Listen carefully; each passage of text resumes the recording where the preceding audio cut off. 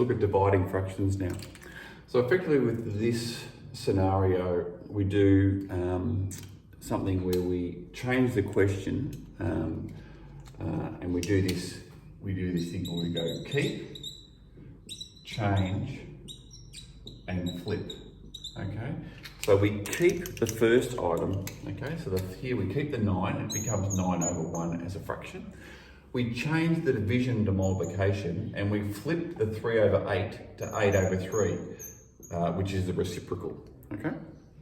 We then can do the multiplication. So we've turned this division question into effectively an equivalent multiplication and gives us the same answer. So now we can, with this one, we can obviously cancel the 3 goes once, 3 goes 3 times, and 3 8s are 24 is our final answer, okay? Let's have a look at some other examples. Okay, so now we have 1 and 1/6 divided by 2/3. So we need to always be dealing with either a common fraction or an improper fraction. So we need to get rid of this mixed number. So 1 times 6 is 6 and 1 is 7 over 6. And we're going to keep that. The division, we're going to change to multiplication. And the 2/3, we're going to flip to 3 over 2 to do the reciprocal.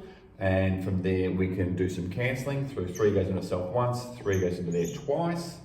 And 7 times 1 is 7, 2 times 2 is 4, so we end up with 7 over 4, which we can then simplify to create a mixed number. 4 into 7 goes once, and 3 over 4, 3/4, okay? Okay, so this time we've got a common fraction divided by a whole number. So what we need to understand here is that 4 is actually this question here, 4 over 1. Okay, and once you understand that, this becomes an easier question to do because it's keep, change, flip, and it equals 1 over 20, okay?